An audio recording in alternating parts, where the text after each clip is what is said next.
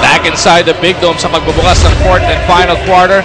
Bumalik daw ang tama neto ni Luis Alfred Tenorio. Yung back-to-back losses nila, no? Napakasama ng kanyang naging shooting. Pero in their previous win, kita mo naman, Jay, 18, 7, and 14 ang kanyang binanat doon. And here tonight, he has kept Barangay Ginebra dangerously close to San Miguel. Even if, I think that field goal shooting, the poor field goal shooting is overstated. Because even if he didn't shoot that well, he was averaging more than 7 rebounds and close to 7 assists as well. So that's no problem. You look at what he does everything at the moment para dito sa Barangay Ginebra. And he's done this all conference long. He's close to, he's about at 8 rebounds and it's over 9 assists so far per ball game. So you can have some bad days in terms of field goal shooting, but overall he's been the best player para sa Ginebra in this conference. LA continues to get that breather on that Ginebra bench as they start with Urbistondo, Helterbrand, Wilson, Lowhorn, and Ellis. Helterbrand with a sneaky shot gets them within 1. Very important para sa Barangay Ginebra to get other guys involved in scoring. Today's game, Mark Caguioa has struggled. They've gotten nothing as well from Mac Baracael. A lot of their regular guys that score, wala sila nakakuha so far. Acuna getting the start here in the fourth. Nothing but board. Kasama sina Maliksi, Baroka, De Ocampo, and Simon. JJ surveys, puts it up. No. Rebound battle. Baroka prevails. It's a 3-on-1. Baroka looking to jump into Ellis. And he picks up the personal foul.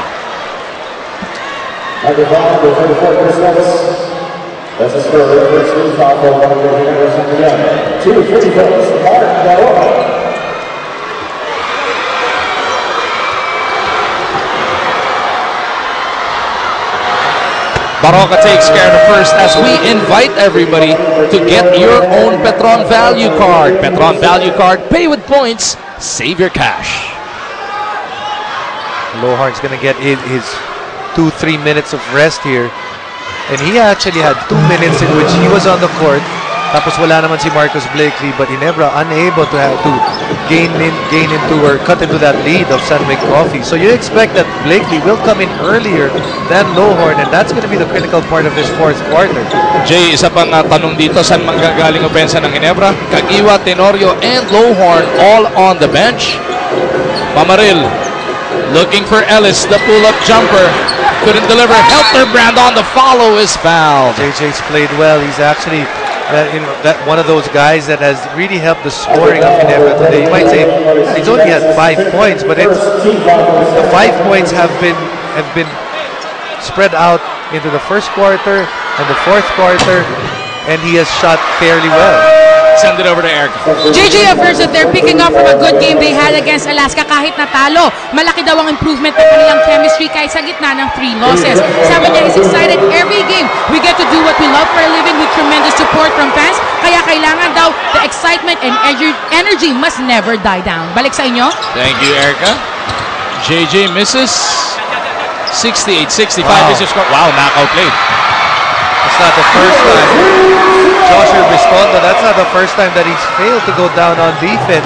As a point guard, that's your number 1 priority, to make sure that you're the guy there on defense. But Barangay Ginebra will have to ride Urbistondo for now as we take a look at the Ginebra bench. Minamasahe na yung binti ni LA Tenorio. Battling some slight cramps maybe. Pero ito, he's being redeployed.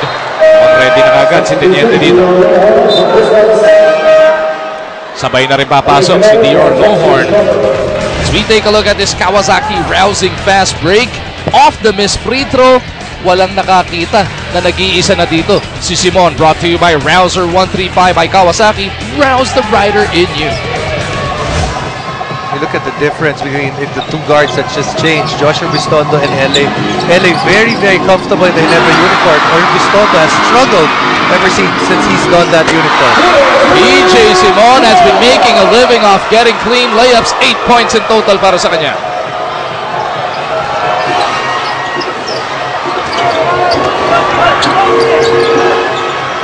Baracael kontra dito kay James. They go to Mamaril underneath. Bounces it to Lowhorn. Buto pa rin!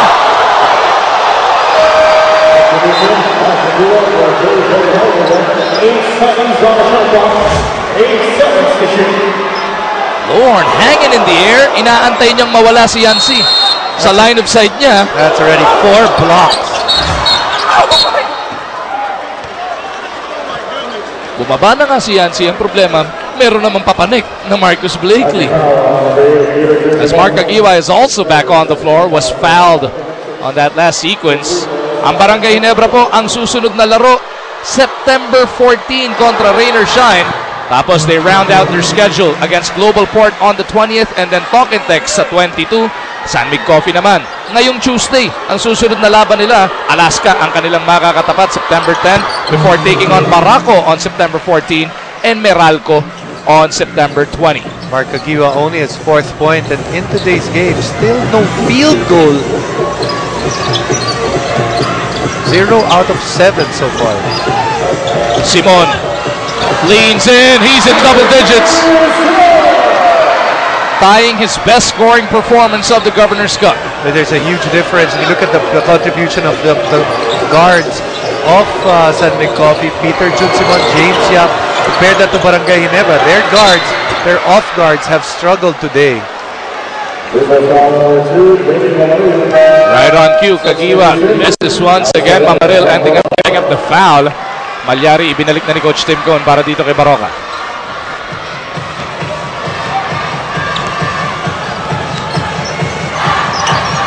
(74-67) San Mig abante by 7 points. Elbow jumper. Yancy makes it 9. Forced to call timeout because at this point, everything that San Mig Coffee is doing is working. Para naman sa Barangay Ginebra, they look like they're a step slow here. And remember, their key men have actually had to play more minutes than the key men of San Mig Coffee. You mentioned it earlier, mas maaga nakapahinga itong import ng San Mig Coffee. Even LA did not get that much of a rest on the bench kasi lumolobo yung kalamangan. Witness hard-hitting MMA action sa PXC 39.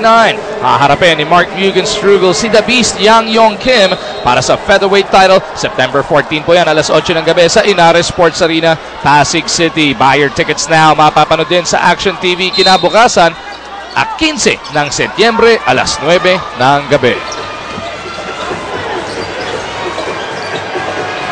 76-67, Barangay Ginebra in front of more than 15,000 fans. Goes to Baracael. He obliges by burying that 3. First field goal para kay Mac Baracael. We said that they needed to get something more from that wing spot.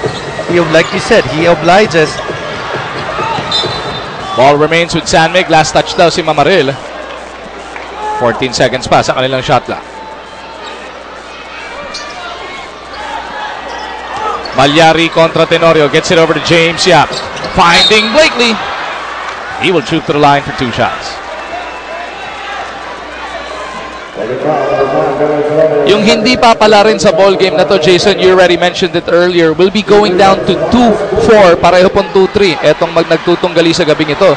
And that gives them a tie for 8th and 9th spot. It's going to be a long climb into the playoffs.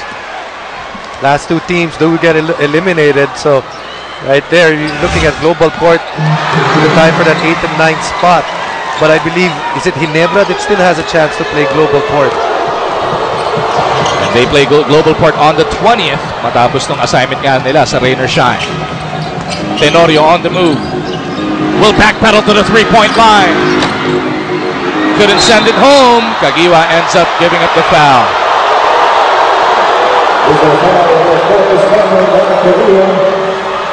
That's a score of 13 for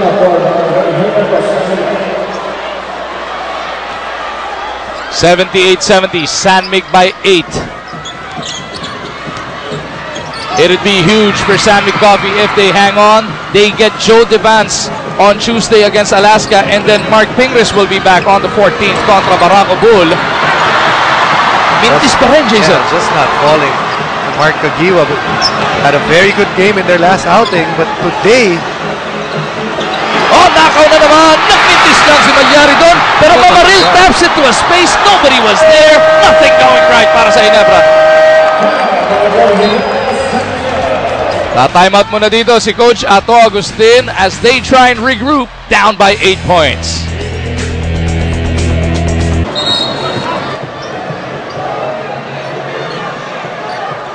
Good news, bad news tayo, Jason. Mark Caguioa having one of the worst performances we've seen from him in a while. Pero yun yung bad news. Pero ang good news, para sa Ginebra, they're only down by 8 points. Yeah, they're still in this game despite that. Let's see if Sandmig can come up with a big basket here. They go to Blakely. Lowhorn trying to keep in front of him. Blakely spinning, losing, recovering. Blakely, butata and Lowhorn. Mamaril almost lost it. Tenorio picks it up. He goes over to Baracael. He launches from deep.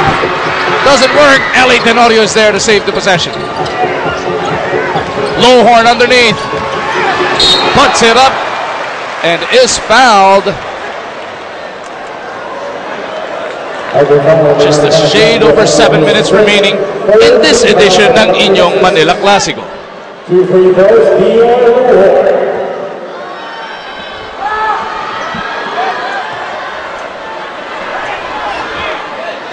Lowhorn already 20 and 16 in this contest. They'll need a little bit more. He misses on the first free throw. Makinig muna tayo sa balita ni Erica. Hindi pa masyadong nakakapag-deliver si Mark Caguioa, kaya naman sa huddle, umiiling-iling siya dahil sa malamang na pagkapikon sa sarili. At natapos ang huddle with LA shouting, reminding everybody to execute. Balik sa inyo. Thank you, Erica. So tulong-tulong na sa huddle, pati si Eli, ano? Wanting everybody on the same page. 78-71, it is Sandmig by 7 points. Okay, never changing up their defense. They'll 2-3 zone right now. Let's see, Sandmig goes to the wings. James Yabdo overshoots the mark. Second air ball para dito kay Yap in this game. He shot well in terms of field goal percentage, but he's added some bad misses as well. Tenorio being bothered by Alex Malyari. He resets with Mamaril. LA in trouble. Where will he go? Out to Caguioa for 3. Ayaw pa rin. As a whole, Barangay Ginebra has struggled from 3-point range. They are 3 out of 14 from 3-point area. Coming up on 6 minutes remaining. Sandmig Coffee looking to deliver the killer blow. Malyari to James. He launches it. Third air ball. Back to back here in the fourth. It's James Yap struggling now in terms of his outside shot in the last 2 plays. And Mark Caguioa as well. I think the end of the world is near. Lowhorn underneath. Two-handed throwdown. Beautiful look coming from Tenorio. Sabi nga ni Eli, execute. When you execute, baskets come easier. And you can see LA just waiting. Finally sees Lowhorn, and Lowhorn bringing Barangay Ginebra back.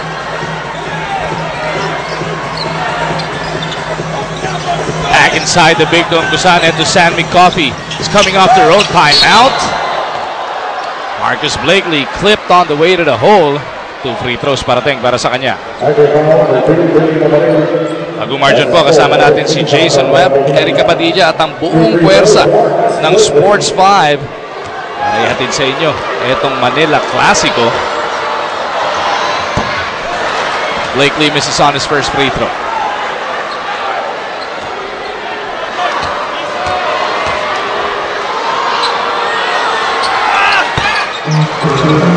That splits gives Sandmig another 6-point lead.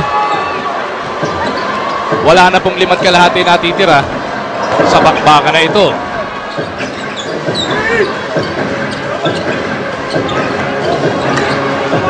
Lowhorn contra Rivas, gets it over to Caguioa. 0 for 10 from the field is the spark. 0 for 11, Lowhorn is there over the stick back.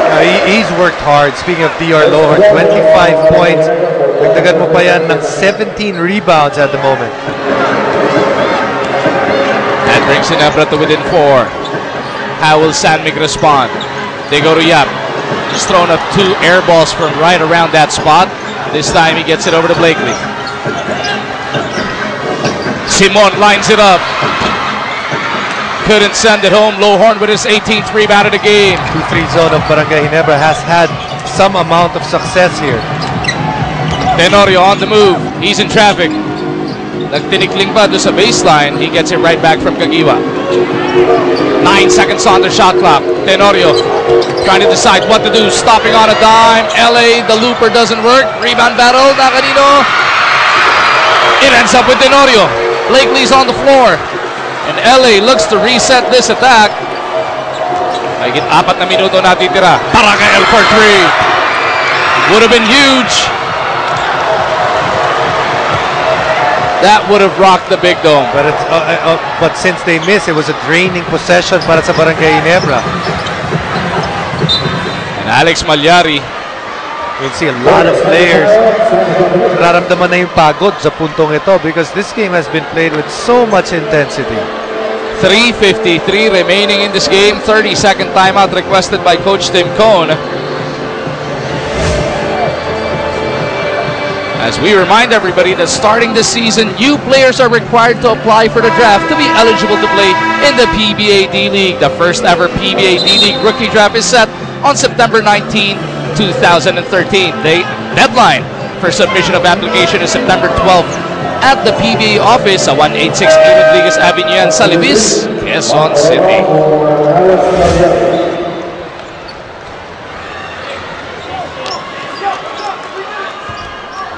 San Mig Coffee with possession, sitting on a 4-point lead, less than 4 minutes remain. Simon Metangan being bothered now by Tenorio. They get it over to Yap on that right side. 3 to shoot para si San Mig. Yap's got to go. Long two, rattles home. Everything back to normal for James Yap after 2 air balls. Makes actually the most difficult of the 3 shots he's taken. Mamaril puts it on the floor. Billy Mams all the way to the hole. Big bonus there to get points from Billy Mamaril at this stage of the game. That keeps San Mig just 4 points ahead. Yap na naman ang didiskarte. Barangay bantay niya. Now they swing it around. Baroka against Mamaril. He's got the speed. Not tapikan. Kagiwa though loses it to 2 defenders. No, Ginebra will keep possession as PJ Simon ran out of space. Maliksi nagbalik para dito kay PJ Simon. Tenorio didiscarded down by 4 points. Less than 3 minutes remaining in this game. Tenorio, his pass, pumalik din sa kanya. They go to Lowhorn. Lowhorn with a jump hook, and Ginebra is within 2. It's the Dior Lowhorn and LA Tenorio show right now for Barangay Ginebra for actually the entire game. Maliksi called off the bench. Looking for Baroka. They go to Blakely. Nakita si Rivas. Will have to earn his points from the line. Good cut on the part of Rafi Rivas, realizing that the defense of Barangay Ginebra, there was an imbalance because 2 people went to Marcus Blakely. Good ball side cut on his part.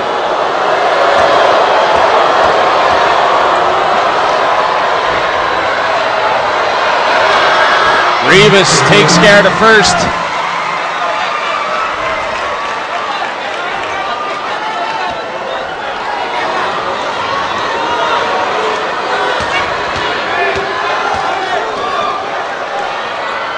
This to stretch their lead to 4. Rivas cans it. Less than 2.5 remaining in this game. Big free throws there na shoot nito si Rafi Rivas. Kagiwa has yet to hit a field goal in this contest. Gets it over to Tenorio. Will he look for Lowhorn once again? Lowhorn sa poste. Attacking Rivas. Dalawa tumba dito sa San Mig Coffee. He's been unstoppable right now because yes, Rafi Rivas is longer, pero konting bangga lang, he's able to get enough space.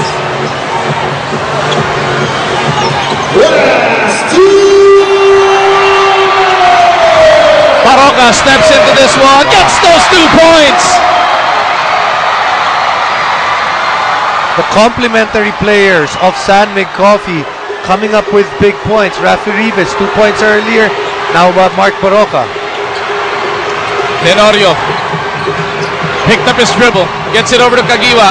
They go back to Lohorn. Nandun si Maliksi para tumulong. Yeah, they've become smart to it. They know that right now he's the only guy that has consistently beaten them outside of LA Tenorio. Kagiwa, catch and shoot. Kagiwa, nilawa pa rin. Pero merong foul. What a day para kay Mark Kagiwa. He can't believe it himself. Ang tagal lang tumayo ni Kagiwa. Parang pati ba naman yun? Ayaw pa nga higupin ng ring.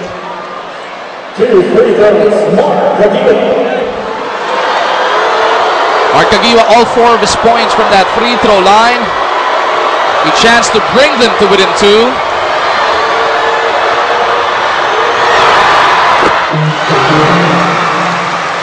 Kagiwa makes sure to first.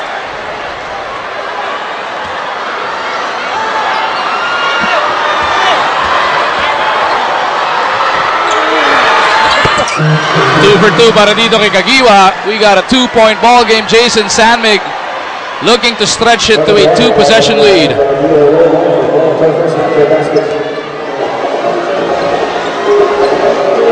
They go to Blakely. Kasama sina Maliksi, Baroka, Rivas, and James Yap. Baroka tatanggap. Steps into another jumper. Baroka! Back-to-back! Huge jumpers para kay Mark. He's finally rewarded. He's played well all game long on the defensive end. Now he's being rewarded by getting some points on the offensive end. Kagiwa to Mamaril. They go to Barakael. No! Rebound battle. Blakely. Watch out. Cubao. Marcus Blakely with a huge jam.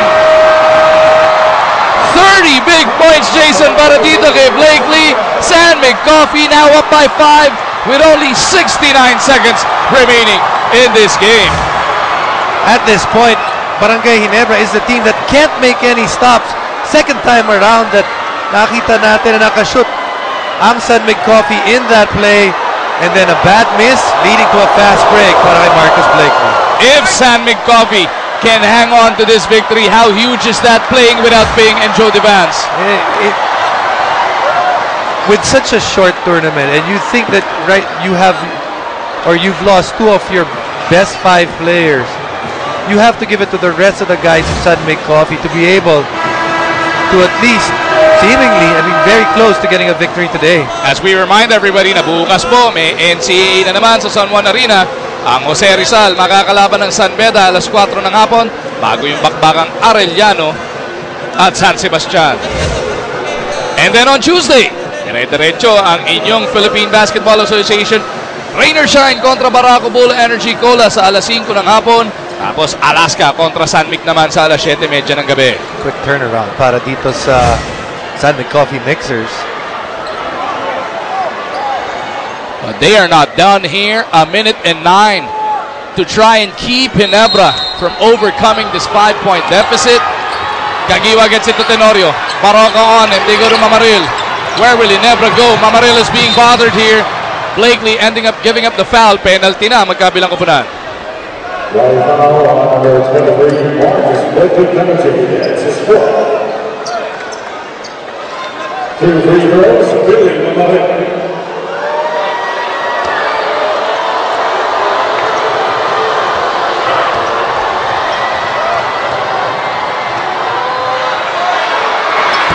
Mamaril misses on that first. Ends up being a good foul on the part Marcus Blakely.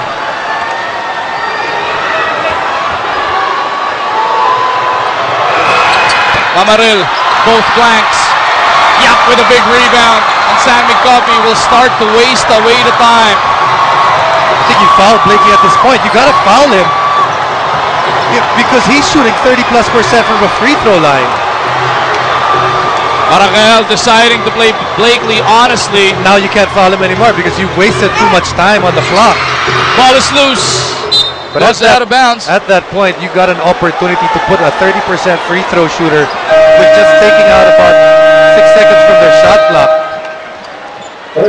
30-second timeout requested by Coach Ato Agustin. Last time around, the ball ended up with Billy Mamaril. Where will he go now?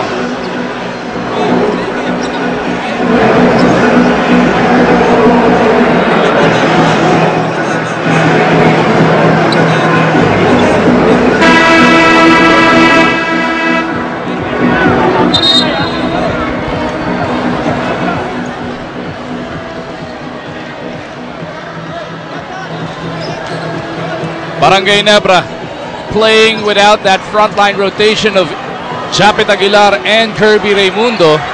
Titingnan mo, pareho silang nasasaktan doon sa, for not having players that are available for them. But now they need a big shot. They go to Tenorio. Baracael will launch a three. No. Rebound. Nakuha ni Blakely. And this should do it. San Mig Coffee will survive Barangay Ginebra. And they survived that huge start. Netong Ginebra leading by as much as 14 points from the get-go. What a fight back para dito sa San Mig Coffee. And a huge game for them with the personnel that they had today to be able to pull this one off against a team that they're basically fighting position with. So San Mig Coffee will climb up to 3-3 as Baracael will have the last say. Mocks in that three, but still San Mig Coffee will hang on to this 3-point victory. 89-86 is your final score.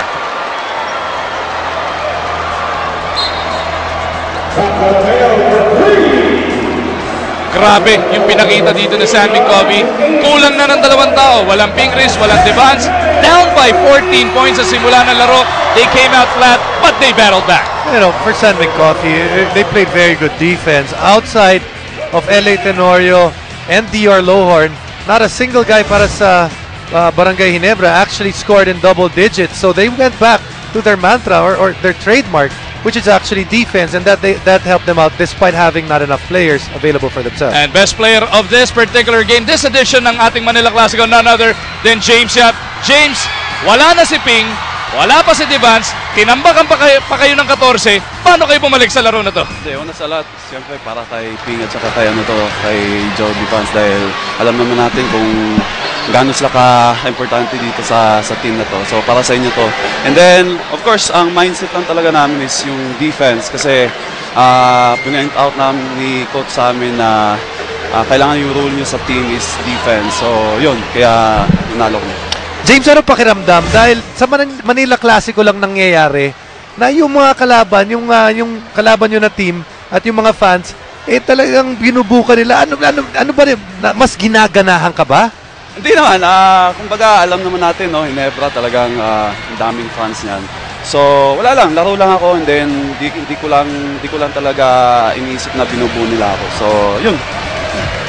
Ito naman pagkakataon mo, James, ngayon darating na Martes. Mabilis yung turnover nyo. Alaska naman, yun yung makakatapat. Well, una sa lahat, syempre, papasalamat ako sa lahat ng pumunta dito, sa fans din ng Ginebra, di ba? So, pumunta dito and sa San Mig Coffee Mixers na rin. Of course, yung this coming Tuesday, magkita-kita ulit tayo sa game namin against Alaska. Bigyan namin kayo ng magandang game. So, maraming salamat. Congratulations once again, James Yap, and congratulations to San Mig Coffee. That'll do it for us inside the Big Dome. Pero nandiyan pa rin sa Red Gate yung Sports 5 Center with Miko Alili, Benji Paras, and Abby Poblador. Sa ngalan ni Jason Webb, ni Eric Padilla, director nating si Julius Melo, producer nating si Randy Victoria at statsman na si Roy Lopez. Mag-umargin po. Nagpapasalamat sa inyong panonood. This has been a Sports 5 production of the PBA on IBC.